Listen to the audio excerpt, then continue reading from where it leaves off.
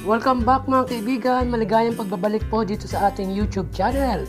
For today's video ay gagawa po tayo ng isang rustic ornaments decoration. Karamihan po sa atin ay gusto ang Christmas season. So ang season na ito ay paboritong paborito natin. Dahil tayo sa Pilipinas ay nagse-celebrate ng long month holiday pagdating sa Christmas. So bare months pa lang ay excited na tayo, nag-iisip kung ano bang ating idedekorasyon o ano kayang ating ireregalo sa ating mga mahal sa buhay. So ngayong video na ito ay gagawa po tayo ng at least recycle materials, isang rustic ornaments decoration. So ito po ay pwede pansabit sa Christmas tree or pan-decor din po ninyo sa inyong mga bahay. So wala po tayong ginasta na halaga dito.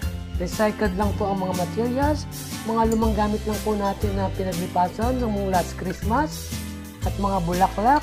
So pinagsama-sama lang po natin. Gagawin lang po natin ito, i-innovate lang po natin ang ating mga isip, palalawakin ang ating imahinasyon para magkaroon po tayo ng isang magandang produkto katulad po ng ating ginagawa. So sana po sundan po ninyo ang video at sana po ay may matutunan kayo at magkaroon ng inspirasyon. Ayan ang ating first project, ang mini bayong. So napakaganda po niya, napaka-elegante, napaka-Filipino theme. So bayong, maliit po na bayong yan, wala po tayong ginastad yan.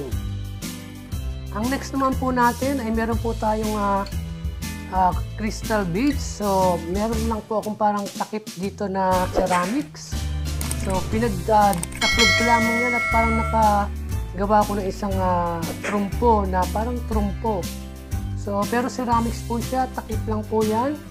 At nilagyan lang po natin ng ating crystal beads mula sa ating mga lumang pinagamitan, mga leftovers sa ating mga last projects.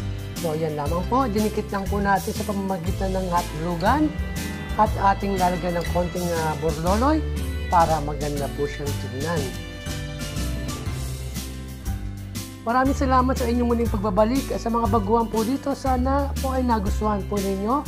At sa mga hindi pa nakaka-subscribe, sana naman po ay mag-subscribe kayo at mag-like na rin sa ating video. Paki-subscribe naman po.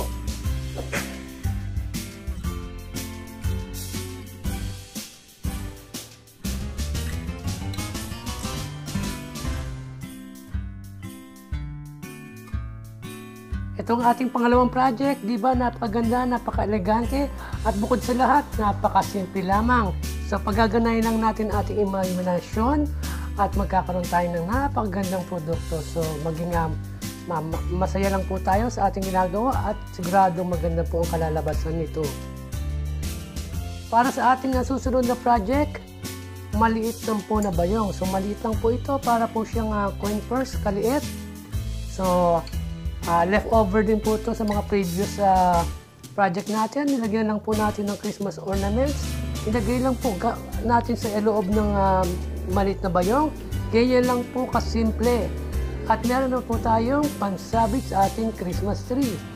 O di ba't napakasimple at napakaganda at napakadaling gawin lang ang ating project.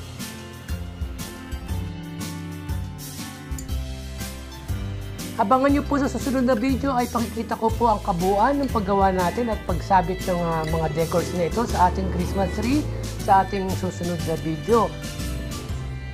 Maraming salamat po sa inyong panonood. Sana po ay nagustuhan nyo at nagkaroon kayo ng inspirasyon at may nakukuha kayong konting idea sa ating project. Maraming salamat po hanggang sa muli. Paalam! Ingat!